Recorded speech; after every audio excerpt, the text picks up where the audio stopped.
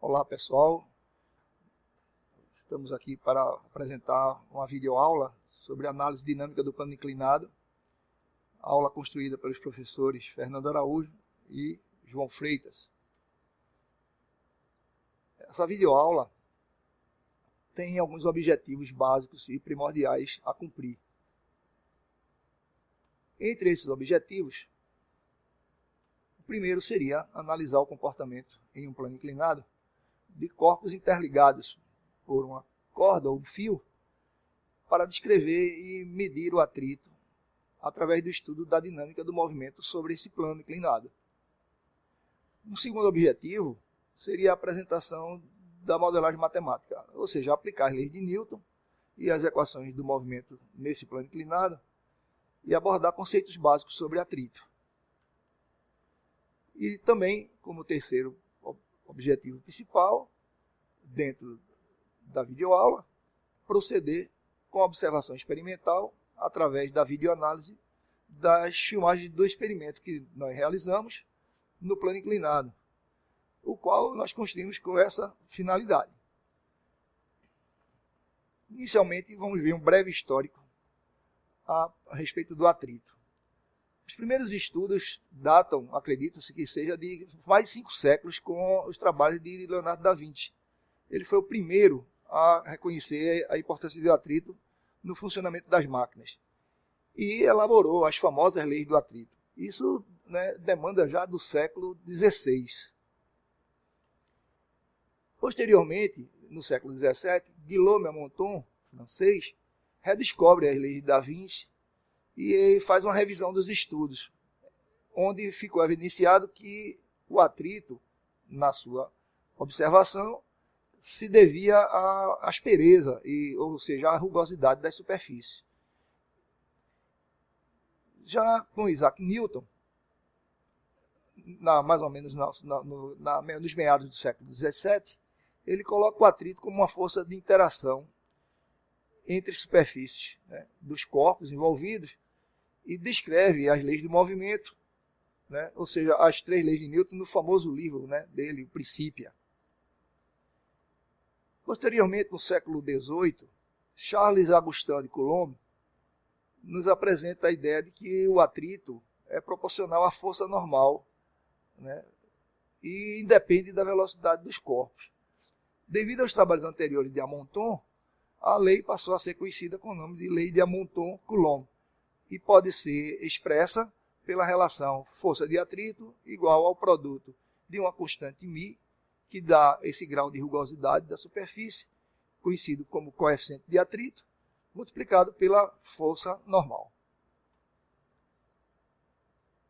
Breve histórico sobre o plano inclinado.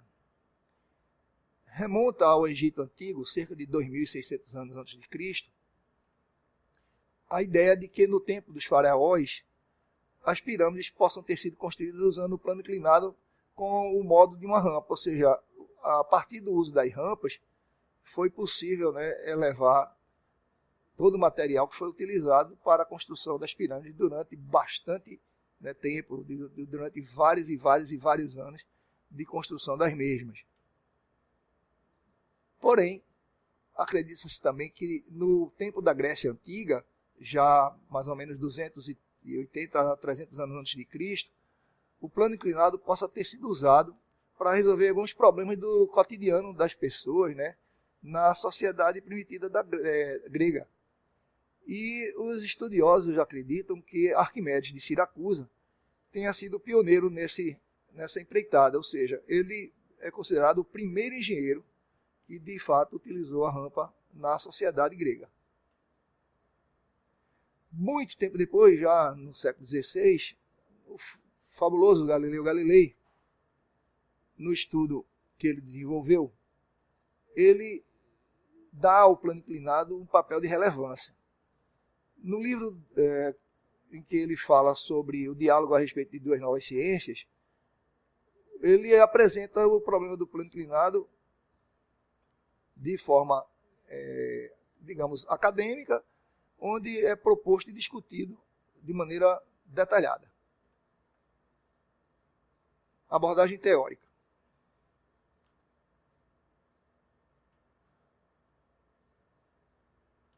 plano inclinado ou rampa é a denominação que nós damos a qualquer plataforma que forme um ângulo de inclinação com uma superfície horizontal. Observando a figura ao lado, nós temos um modelo que serve de ilustração para o que nós estamos colocando nesta definição. Essa aparelhagem contém uma rampa inclinada de um determinado ângulo de inclinação, o qual é medido por um transferidor acoplado ao plano, e uma base de sustentação fixa, né, para dar o paralelismo com a linha horizontal de referência.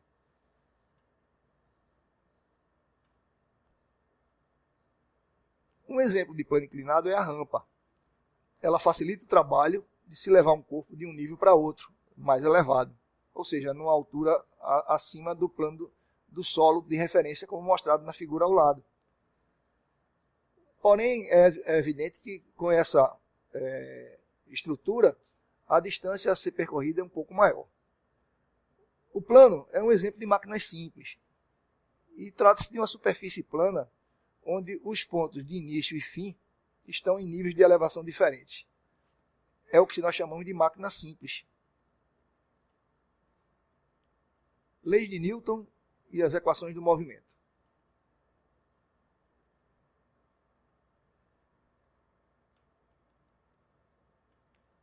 Na análise dinâmica do movimento do plano inclinado, vamos considerar um plano inclinado com um ângulo de inclinação alfa, e sendo acoplado a ele, né, uma roldana de massa desprezível, R, e onde colocamos dois blocos A e B de massas quaisquer MA e MB, de forma que eles estão acoplados ou interligados por um fio, né, também considerado de massa desprezível e de estrutura inextensível.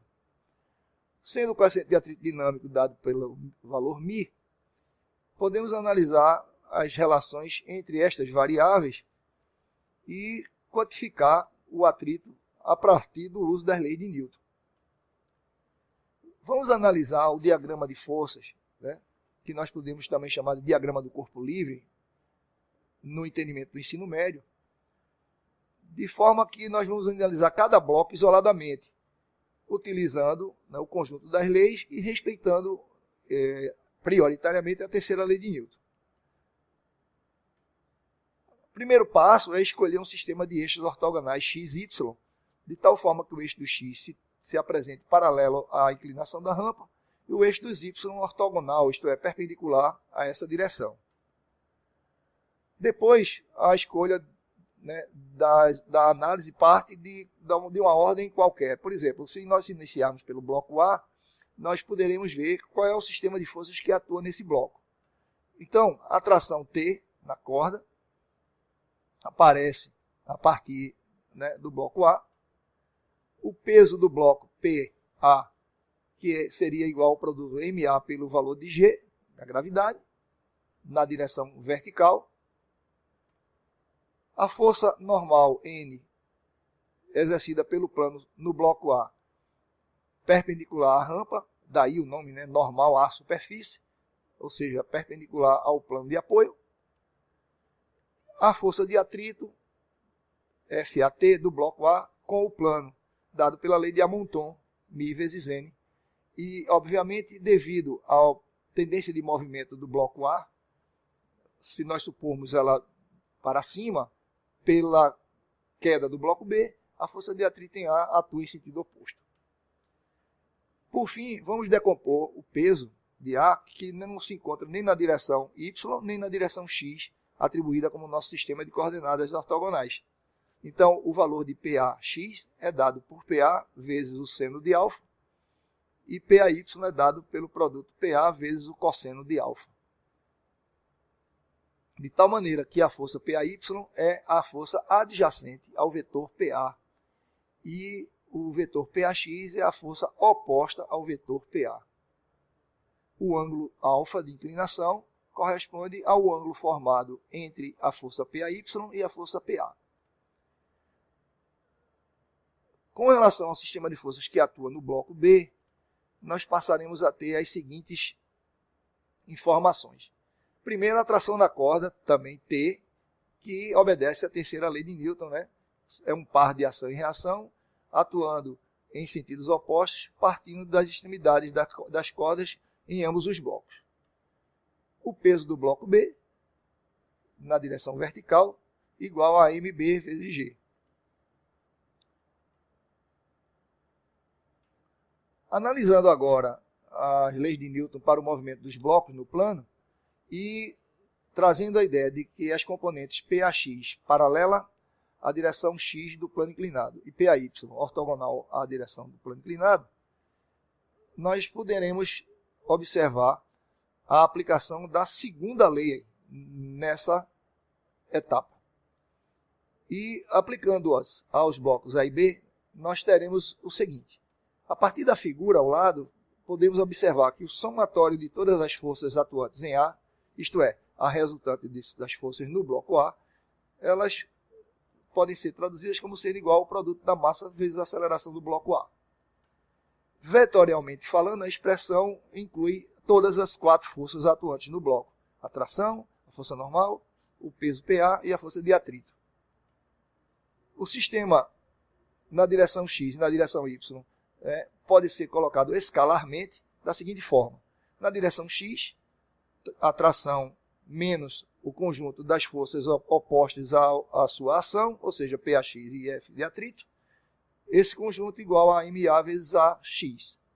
E na direção vertical, o bloco se encontra equilibrado em cima do plano inclinado, então a força normal N é igual ao valor de PAY, a qual daria, de acordo com a equação à nossa esquerda, PA cosseno de alfa. Mas como o PA é MA vezes G, nós temos MAG cosseno alfa. Aplicando o mesmo raciocínio para o bloco B, o somatório das forças em B também seria, pela segunda lei, o produto da massa de B vezes a sua aceleração. Vetorialmente, nós teríamos 2 forças atuantes, ou seja, a tração e o peso de B, de tal maneira que, traduzindo essa expressão escalarmente, a força de tração ela se apresenta oposta ao sentido do movimento e a força PB a favor, dando a equação que está reproduzida, menos T mais PB igual a M vezes A.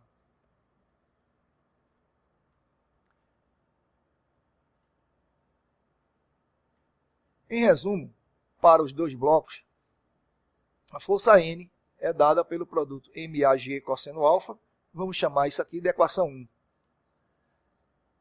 A tração menos o conjunto PAX e força de atrito igual a MA na direção X pode ser reescrita substituindo o peso de A e substituindo a força de atrito. Teríamos aí a equação 2. Lembrando que a força de atrito é μ vezes N, ao procedermos da mesma forma em relação ao bloco B, nós teríamos o conjunto da expressão menos T mais PB igual a M de B vezes A de B, dando a equação 3.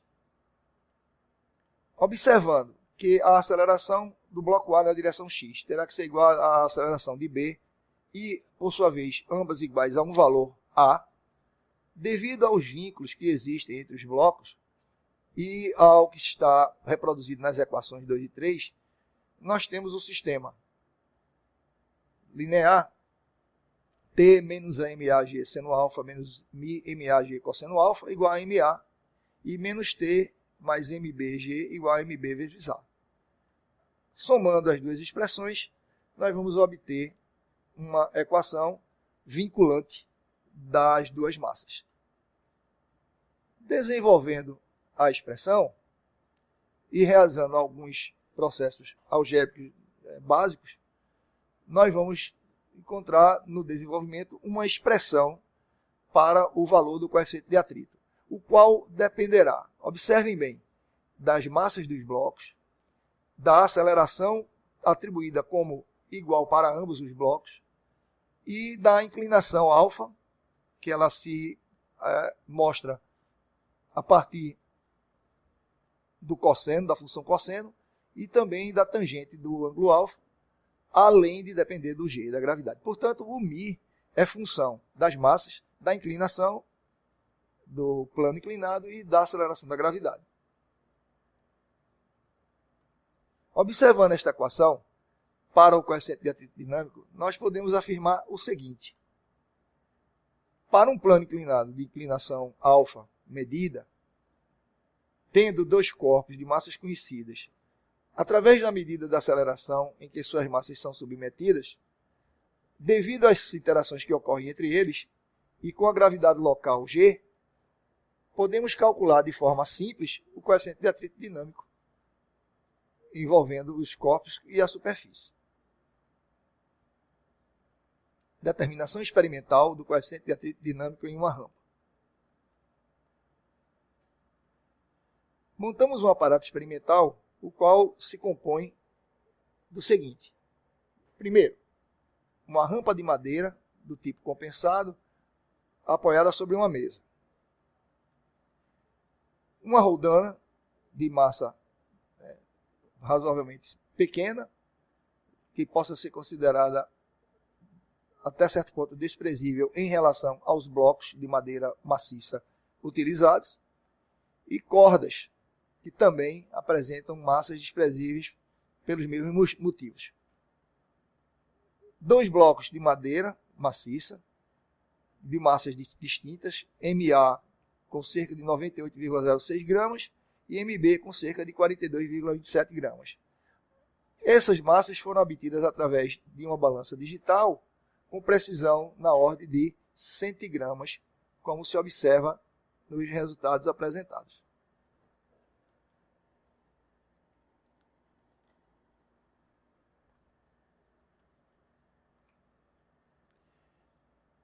Câmara filmadora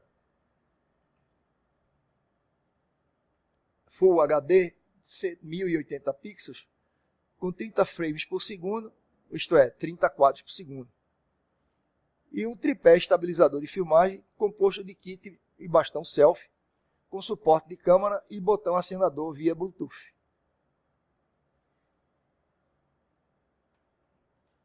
Por fim, um software tracker, versão 4.94, datado de 17 de agosto de 2016, que tem como missão realizar as seguintes atividades. Primeiro, medir o deslocamento versus tempo dos blocos A e B, rastreando o seu movimento. Tanto é que o termo tracker pode ser traduzido como rastreador. Em seguida, efetuar a medida do ângulo de inclinação da rampa e, por fim, realizar ajuste de curvas não lineares para a medição da aceleração dos blocos. O experimento. Os detalhes da rampa, com seus principais componentes, e com o reconhecimento dos elementos que a teoria e o experimento vão colocar em choque, em conflito. Na realidade, nós pretendemos reconhecer esses elementos, tanto no que aborda a teoria, como na execução do próprio experimento. Então, nós temos o bloco A, temos o bloco B, suspenso, temos a roldana R e o ângulo de inclinação alfa, que está sendo indicado nesta figura.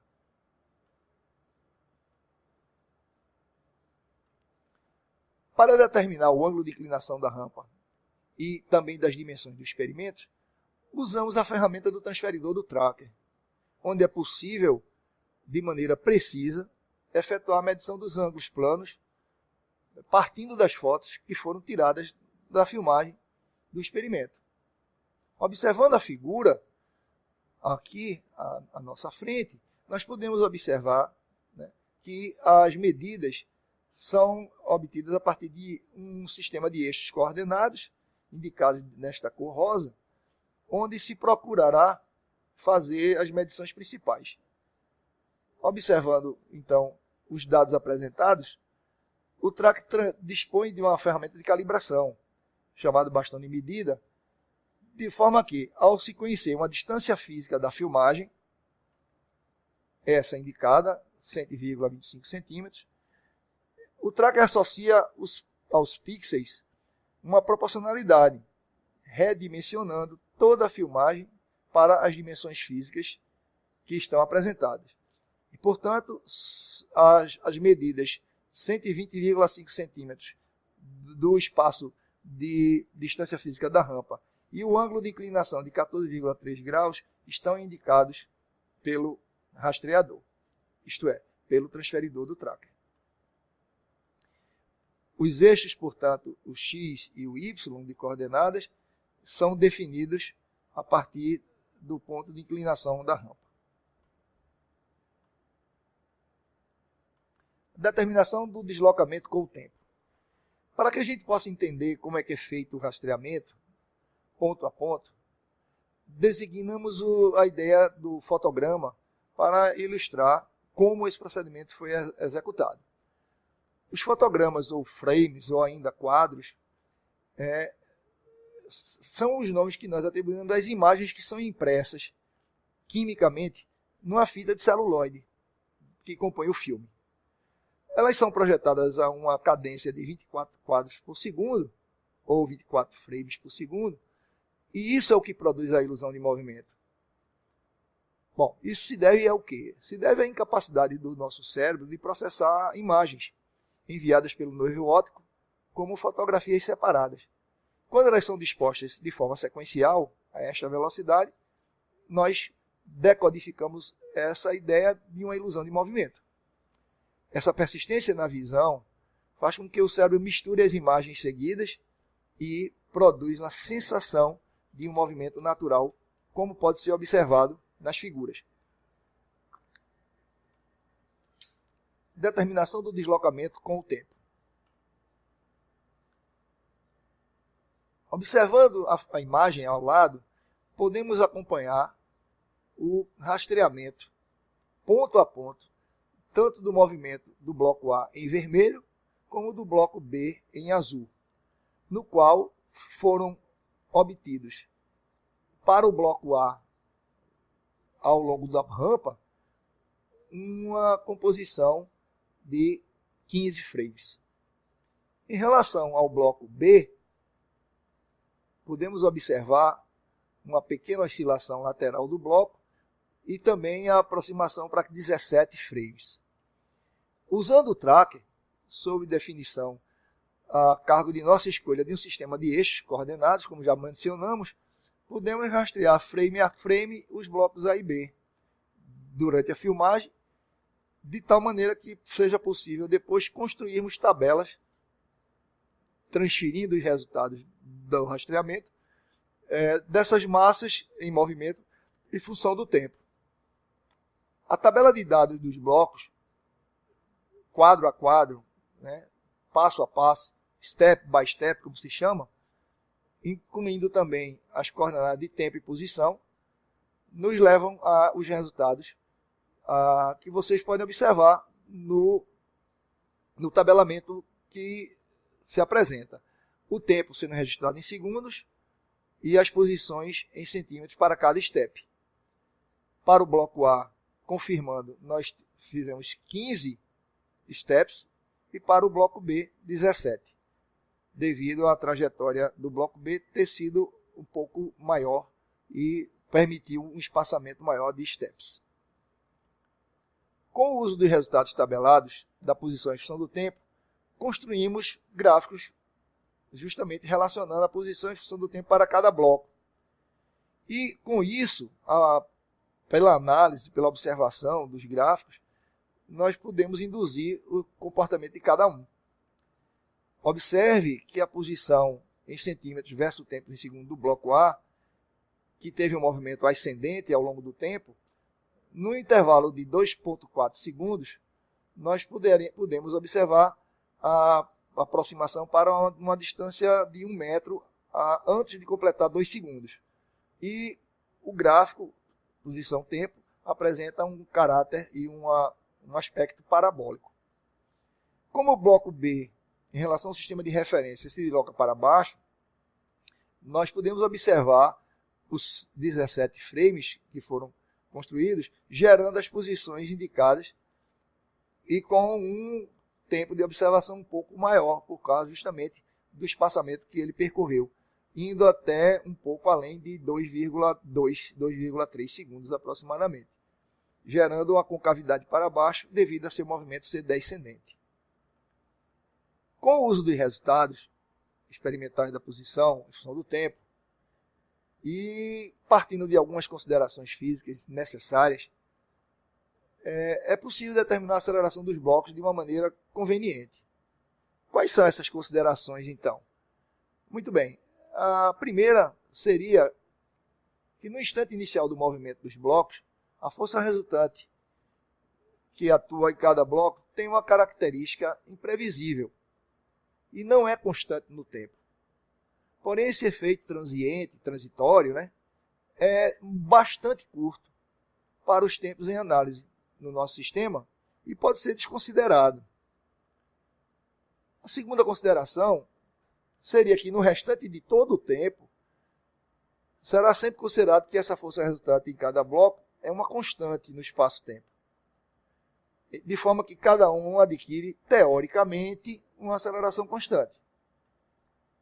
Por isso, devemos ressaltar, enfatizar, que a aceleração A dos blocos A e B deve ser considerada como constante.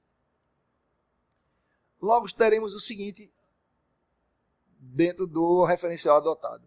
Para um dado tempo inicial, y para t igual a zero, nós vamos chamá-lo de coordenada y0, e a velocidade no tempo zero também vamos chamá-la de v0. Tendo a aceleração constante, e analisando o gráfico da aceleração em função do tempo a partir da ideia de que ela nos dá um número constante, ela é revelada através de um diagrama, onde a linha azul deste gráfico revela uma aceleração, né, de valor fixo em relação a todo o tempo do experimento. Para medir a variação de velocidade, por definição, a variação de velocidade em relação ao tempo é dada pela área do diagrama e corresponderia ao produto da aceleração pelo tempo, ou seja, base vezes altura. A base seria a aceleração e a altura seria t menos zero, que é a medida do intervalo de tempo considerado. Portanto, essa área achureada, ou achurada, como queiram, ela será representativa do valor da variação de velocidade, ou seja, entre v final de t e v inicial de t em t igual a zero. E daí, como nós já atribuímos que v de t, quando t é igual a zero, é igual a v0, a função se revela como uma função de primeiro grau, onde a velocidade em relação ao tempo é dada pela expressão v0 mais at, ou seja, a dependência do tempo é uma dependência de uma função de primeiro grau.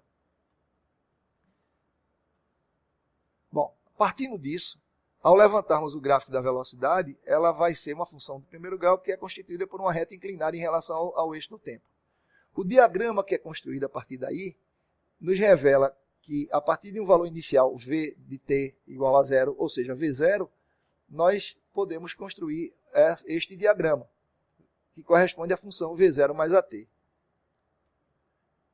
Bom, a área que está anunciada e achureada, ela corresponde à área de um trapézio, a qual é medida pela soma da base menor e da base maior, multiplicada pela altura sobre 2. Como a velocidade v, que é o lado da base maior, corresponde a v0 mais at, e a base menor corresponde ao valor de v0, nós temos que essa soma vezes a altura que é correspondente ao valor t, dividido por 2, vai me dar esta área. E esta área corresponderá, né, numericamente ao valor do ΔY, que aqui é indicado como a distância percorrida. ΔY seria dado por y de t menos y de t em t igual a zero, que é o próprio y0 definido acima. Portanto, realizando as operações algébricas do lado direito da expressão, nós vamos ter v0t mais at quadrado sobre 2. Colocando o y de t igual a zero negativo do lado esquerdo da expressão para o lado direito, nós obtemos uma equação que me dá a posição, né, do objeto, seja lá o móvel em questão, em relação ao tempo. E como consequência dessas considerações que foram adotadas, nós temos o comportamento da posição em função do tempo dos blocos como uma função de segundo grau. Segundo grau no termo da aceleração. Logo, podemos procurar uma função de segundo grau que se adeque de maneira mais confortável possível aos nossos pontos experimentais. Bom, daí os parâmetros y0, v0 e a serão indicados por três coeficientes. A0, representando o y0, v0 sendo representado pelo coeficiente A1 e a aceleração A sendo representada pelo termo A2. Tais coeficientes são facilmente encontrados utilizando-se um algoritmo de ajuste de curvas não lineares mencionados como um dos propósitos, um dos objetivos no início desta aula. Então, com o método dos mínimos quadrados aplicados aos dados experimentais, nós podemos encontrar esses valores, usando diversos aplicativos que foram desenvolvidos para este fim, como o Tracker, o MATLAB, o Octave, o Grace, o Origin, o Matemática, o Maple, entre outros. Aqui, no nosso caso, nós lançamos mão do Tracker para calcular os coeficientes. O ajuste de curvas não lineares por uso do método dos mínimos quadrados nos fornece que a medida da aceleração do bloco A, como 16,9584 cm por segundo quadrado, destacado no gráfico ao lado. A mesma coisa em relação ao bloco B, a medida encontrada para a aceleração de B, 13,1655. E o gráfico correspondente acrescentado ao lado para nossas observações. Procurem perceber e verificar que na determinação da aceleração escalar do sistema, nós obtivemos dois resultados diferentes, devido às diversas variáveis, às diversas implicações que ocorreram durante o experimento que foi realizado. Determinação experimental do atrito dinâmico da rampa com o bloco A. Como calculamos teoricamente o coeficiente de atrito dinâmico com o bloco A, usando as leis de Newton, da mecânica clássica, nós tínhamos o valor de μ como dependente das massas dos blocos, visto isto anteriormente, da inclinação da rampa, da aceleração do sistema e da gravidade. Da aceleração, da gravidade, evidentemente, do local do experimento. Ao tabularmos os dados experimentais, os valores obtidos até o momento foram exatamente esses que foram reportados na oportunidade do slide anterior. Então, vocês observem as acelerações de A e de B, a indicação do ângulo de inclinação da rampa, os valores das massas obtidas na balança de precisão e o valor atribuído para a aceleração da gravidade em centímetro por segundo quadrado. No nosso desenvolvimento teórico, nós partimos da afirmação de que as acelerações dos blocos A e B eram iguais, para poder obtermos o resultado do coeficiente de atrito μ indicado nessa expressão acima. Mas no nosso experimento, nós calculamos que as acelerações não foram iguais, elas tiveram valores diferentes, conforme a tabela ao lado. Perguntamos então, a teoria está errada? Calculamos as acelerações de forma errada? Elas devem ser as mesmas? Qual dos dois valores da aceleração devemos utilizar? Bom, refletindo sobre isso e especulando possíveis respostas, até certo ponto óbvias, para alguns alunos apressados ou, digamos assim, precipitados nas suas análises, ou com uma certa superficialidade na análise, próprio da imaturidade dos alunos nesse contexto, vamos imaginar algumas respostas que poderiam ser obtidas. Por exemplo, um aluno 1, ele poderia dizer, diante das perguntas, sim, a teoria está errada. Um aluno 2 poderia dizer, bom, o atrito é entre o bloco A e a rampa, então eu vou usar só a aceleração do bloco A, não vou me preocupar em usar a aceleração de B. Um terceiro aluno podia dizer, Não, eu não posso usar a mesma aceleração na teoria e vou ter que recalcular tudo de novo. E, digamos, mais um quarto aluno, simplesmente ele dizer, não deu. Simplesmente desistiu, não quis se aprofundar na análise, na abordagem, né, do questionamento. Vamos analisar isso, então, de forma mais contextualizada. Teorias, nós sabemos que são modelos de representação da realidade. Não tem como termos todos os parâmetros da realidade expressos da teoria. Então, a teoria é a menor representação satisfatória da realidade. Diante disso, a realidade não necessita se adequar à teoria, e sim o oposto. O contrário é que deve acontecer. Ou seja, a teoria só é válida quando ela reproduz um mínimo satisfatório da realidade física. O nosso reducionismo é sempre uma fonte de incertezas. Isso nos reflete na prática em uma margem de erros. Daí ocorrerem as acelerações de valores diferentes. No nosso experimento, a teoria garante que as acelerações são iguais. Mas veja bem, se e somente se a corda ficar sempre com uma tração constante, que essa corda não seja elástica, que não haja oscilações laterais da corda. Mas a gente observa facilmente pela imagem do experimento que isso não é verdade. O bloco B, ao longo do seu deslocamento, não se mantém rigorosamente no eixo dos Y. Veja cuidadosamente no experimento essa ocorrência. A corda não se mantém esticada durante o tempo todo. Compromete que as acelerações dos blocos sejam iguais.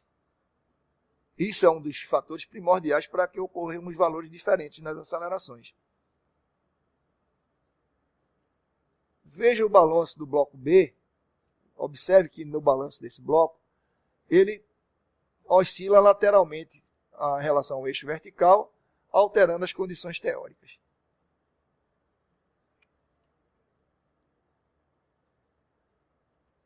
Logo, temos como justificar essa diferença de acelerações dos blocos. Portanto, as respostas que nós podemos dar a respeito daquelas perguntas que foram formuladas são as seguintes. A teoria está errada? Não está errada. Está e sempre estará limitada. Calculamos as acelerações de forma errada. Elas devem ser as mesmas? Não. Nós calculamos corretamente as acelerações usando a metodologia que foi empregada e elas não vão ser as mesmas, em função das variáveis que se apresentaram. Qual dos dois valores da aceleração devemos utilizar? Os dois. Podemos usar os dois valores e nos valermos de desvios nas médias como estimativa de erro das medidas. Não podemos desconsiderar nenhuma das duas acelerações, uma vez que os blocos estão interligados, eles estão acoplados. E uma variação da aceleração de um deles produz imediatamente alterações na aceleração do outro bloco. Vamos então calcular o nosso coeficiente de atrito com as duas acelerações que nós conseguimos medir. Utilizando a expressão para o coeficiente de atrito que nós dispomos, supondo uma única aceleração, A, e usando os dados da tabela, aceleração de A e aceleração de B, o ângulo alfa de inclinação e as massas dos blocos, além do valor de G atribuído, usando o bloco A e empregando a expressão, fazendo a substituição de todos os valores, nós vamos encontrar que o coeficiente de atrito medido para o bloco A, ou melhor dizendo, o coeficiente de atrito medido utilizando-se a aceleração do bloco A, ele dá como valor 0,1644. Fazendo o mesmo procedimento para o bloco B, substituindo todos os valores indicados, nós obtivemos um valor de 0,1701. Então, o Mi, sendo medido com a aceleração do bloco B, deu um valor diferente do coeficiente de atrito Mi, medido com a aceleração do bloco A. Percebam essa diferença através dos cálculos que foram utilizados. Ok? Assim, nós teremos coeficiente de atrito medido por A, Mi de A, igual a 0,1644. Coeficiente de atrito medido por B, igual a 0,1701.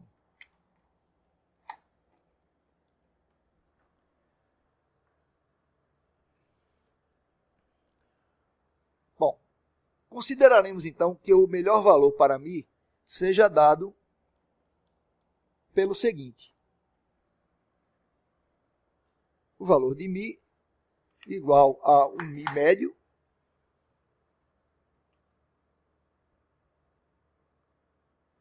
mais ou menos o erro que é, ou a tolerância que é possível de se encontrar, onde o Mi médio seria o valor do coeficiente medido com a aceleração de A, o valor medido com a aceleração de B, dividido por 2. E o erro seria a diferença entre os coeficientes apresentados, Mi de B menos Mi de A sobre 2. Utilizando-se os dois valores que foram medidos, encontramos o Mi médio como sendo 0,1672. O erro seria dado por Mi de B menos Mi de A sobre 2, dando como resultado um erro de 0,002. Portanto, podemos observar que, ao medir o coeficiente de atrito médio, partindo dos coeficientes de atrito medidos com as acelerações de A e de B, e analisando o erro que foi apresentado, a incerteza da medida, nós chegamos a um erro bastante pequeno. Ficamos então com o seguinte resultado. O coeficiente de atrito seria dado por 0,1672, mais ou menos, indicando o desvio da medida, 0,002, que é 2 vezes 10 a menos 3. Isso, do ponto de vista de erro percentual, nos daria um erro de apenas 1,71%. Então, essa seria a medida do coeficiente de atrito como determinação experimental do coeficiente entre a rampa e o bloco A. Um erro dessa ordem, que não chega a atingir 2% do valor médio, para aplicações de nível prático, esse valor pode ser considerado como um erro de margem bastante desprezível. Podemos então considerar, em boa parte dos problemas práticos, que o coeficiente pode ser escrito pelo valor 0,1672. Desde que, como foi dito, nós desprezemos a margem de erro por ser extremamente insignificante. Sendo assim, terminamos a abordagem da medição do coeficiente de atrito, que era o nosso objetivo principal. Até mais.